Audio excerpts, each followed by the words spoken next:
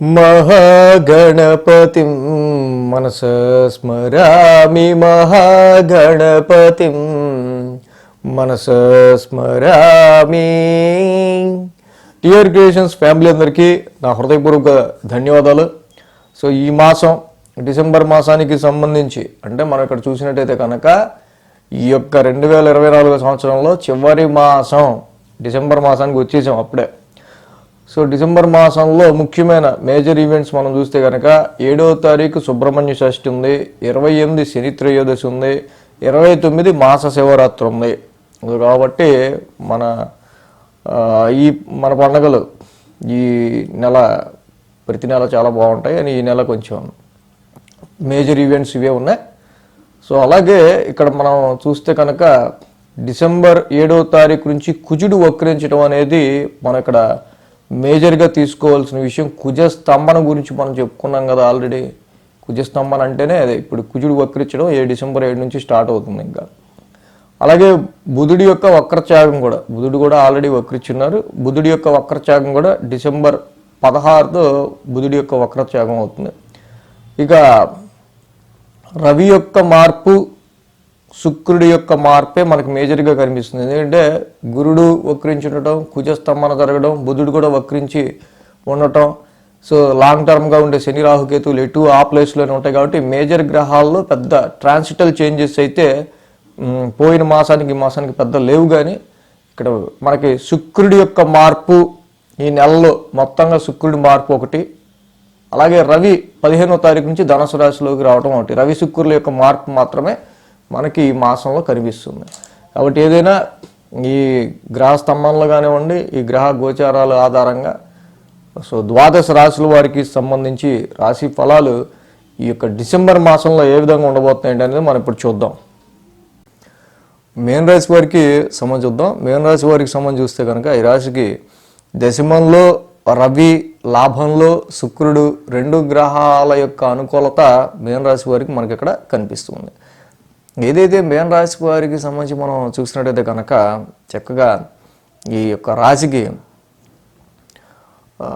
మనం చెప్పుకోదగిన విషయం ఏంటంటే గత నెల నవంబర్ మాసంలో ఒక్క గ్రహం కూడా అనుకూలించాలి. జనరల్గా ఒక్క గ్రహ బలం కూడా లేదు వీళ్ళకి. అన్ని నవగ్రహాలు ప్రతికూలంగా ఉన్నాయి. సో అసలు ఎలాగ గోచార ఫలితాలు చెప్పాలి కన్విన్స్డ్గా అని చెప్పుకుంటూ ఉన్నట్టుగానే చెప్పుకుంటూ వచ్చారు. సో ఈ మాసంలో మనం ఎగిరిగంతేసి 2 వార్తలు ఏంటంటే లాభస్థానంలో శుక్రుడి యొక్క సంచారం మాసం మొత్తం కూడా ఉండటం అద్భుతమైన ఫలితం. ఇక్కడ ఈ రాశి వారికి సంబంధించి ముఖ్యంగా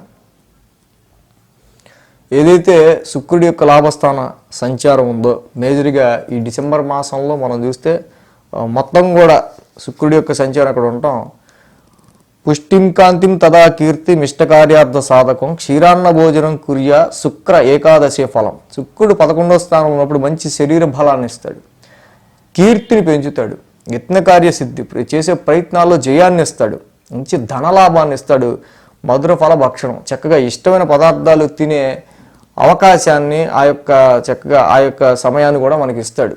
ఎందుకంటే సో శుక్రుడి యొక్క లాభస్థాన సంచారం ఈ మాసం చక్కగా చాలా వరకు కూడా మీ ఫ్రెండ్స్తో అయినా మీ నెట్వర్క్ సర్కిల్తో అయినా ఏ గ్రూప్లో అయితే మీరు పనిచేస్తారు ఉద్యోగంలో వాళ్ళతో మంచి సులభ నడవడికతో కొంత డిస్టర్బెన్సెస్ ఏమీ లేకుండా ప్రతివాడు కోఆపరేటివ్గా మీకు ఏదైనా సెలవు కావాలి నా షిఫ్ట్ నువ్వు చేస్తామంటే చేసేటట్టు. సో అలాగే ఏదైనా మీ పని ఎక్స్ట్రాగా మీకు ఏదైనా పడ్డా కూడా అది కొంచెం పంచుకోమంటే పంచుకునేటట్టు. సో ఇవన్నీ కూడా ఫ్రెండ్స్తో అయినా సర్కిల్తో అయినా లాభస్థానంలో శుక్రుడి యొక్క సంచారం చక్కగా ఈ విషయాలన్నింటిలో కూడా ఇందాక మనం చెప్పుకున్న విషయాల్లో ముఖ్యంగా ఏలినాటి నడిచేటప్పుడు కూడా మనకి ఇక్కడ ముఖ్యంగా ఆరోగ్యం అనేది కూడా చాలా అవసరం. కాబట్టి ఈ శుక్రుడి యొక్క సంచారం అది కూడా లాభస్థానంలో తెప్పిస్తూ ఉన్నాడు.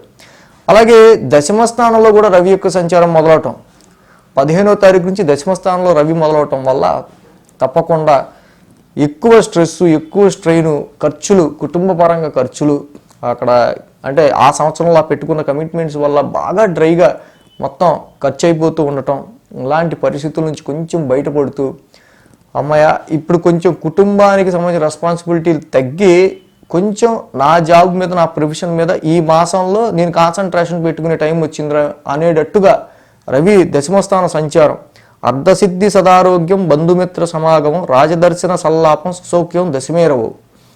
రవి దశమంలో ఉన్నప్పుడు మంచి ఆరోగ్యాన్ని, ధనలాభాన్ని, బంధుమిత్ర సమాగమాన్ని, రాజకీయ వ్యవహారాల్లో జయాన్ని, ప్రభు దర్శనాన్ని, రాజకీయ వ్యవహారాలతో వాటి విషయాల్లో కూడా మంచి సానుకూల పరిస్థితుల్ని, శరీర సౌఖ్యాన్ని కూడా ఇస్తాడు రవి.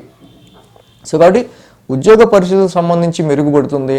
లాభస్థానంలో శుక్రుడి యొక్క సంచారం వల్ల కూడా ఆర్థికంగా కొంత అభివృద్ధి అనేది ఉంటుంది.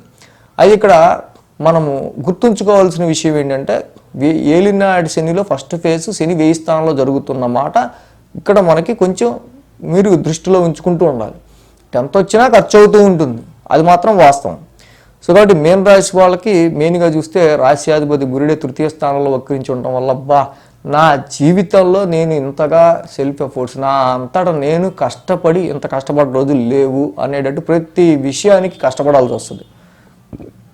అలాగే పంచమంలో కుజుడి యొక్క సంచారం జరుగుతుంది. పిల్లల మీద మాట వినట్లేదనో, మొండిగేస్తున్నారనో 2 దెబ్బలేసే ఆస్కారాలు, దెబ్బలేయటం కానీ, పిల్లలకి సంబంధించిన విషయాల్లో కొంత కన్సర్న్ ఆరోగ్యపరంగా కానీ ఏదైనా వాళ్ళ చదువు విషయంలో అయినా ఉండే ఆస్కారాలు ఉంటాయి. ఇన్వెస్ట్మెంట్స్ విషయాల్లోనూ రావాల్సిన డబ్బులు కొంచెం లేటుగా అందటం ఇలాంటివి జరుగుతూ ఉంటాయి. సో అలాగే ఈ రాశికి 7వ స్థానంలో కేతు యొక్క సంచారం ఒకటి దోషంగా కనిపిస్తుంది. కాబట్టి మ్యారిటల్ మ్యాచెస్ చూసుకునే విషయంలో అయినా, వ్యాపారంలో కాంట్రాక్ట్ చేసుకునే విషయంలో అయినా 1-2 సార్లు బాగా ఆలోచించుకొని ఇక్కడ ఫైనల్ చేసుకోవాల్సిన అవసరం ఉంది. ఇంకా శని యొక్క సంచారం 1000 స్థానంలో జరుగుతూ ఉంది కాబట్టి కొంచెం ఖర్చులు అనేవి కొంచెం పెరుగుతూ ఉంటాయి. ఖర్చులు అనేవి అది నెగిటివ్గా పెట్టించే బదులు అదేదో మనమే చక్కగా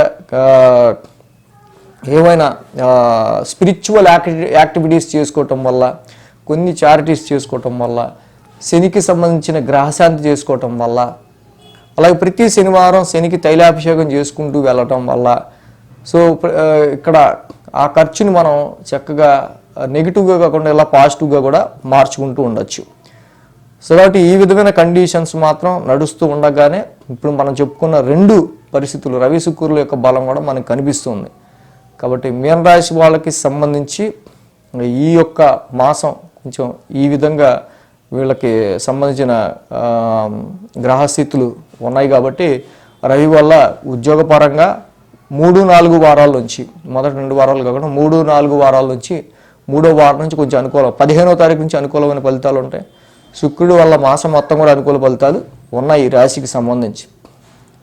సో ఇంకా నిజంగా ఎప్పుడు మనం పర్సనల్ ఎఫర్ట్ ఎక్కువ పెట్టాల్సి వస్తుంది, ఎప్పుడు ప్రతి పని మనమే చేసుకుంటా ఇంత కష్టపడాల్సి వస్తుంది అనే ఫీలింగ్ ఏ వారం ఎక్కువ ఉండొచ్చు. ఇన్వెస్ట్మెంట్ చేసిన మనీ స్ట్రక్ అవ్వటం కానీ, రావాల్సిన డబ్బులు లేట్ అవ్వటం కానీ అది ఏ వారం ఉండొచ్చు. ఈ 7వ స్థానంలో కేతు దోషం వల్ల రిలేషన్షిప్స్లో ఎక్కువ ఇబ్బందులు ఎప్పుడు కలగచ్చు. మనం ఇందా చెప్పుకున్న రవి 10వ స్థాన సంచారంలో ఉద్యోగంలో, శుక్రుడి లాభస్థాన సంచారంలో మనకి మంచి ప్రాఫిట్స్ వచ్చే ఆస్కారాలు ఎప్పుడు ఉండొచ్చు. అలాగే శని వల్ల ఖర్చులు ఎప్పుడు ఉండొచ్చు. ఇవన్నీ ఆ ట్రాన్సిట్ నడుస్తున్నప్పుడు వీక్లీ రాశి ఫలాలు ఫాలో అవుతుంటే పర్టికులర్గా ఆ వారం దేనికి సంబంధించి మనం ఎక్కువ జాగ్రత్త తీసుకోవాలి, ఏ గ్రహానికి ఎక్కువ చేసుకోవాలనేది తెలుస్తుంది. కాబట్టి వీక్లీ కూడా ఫాలో అవుతుంటే చాలా మంచిది.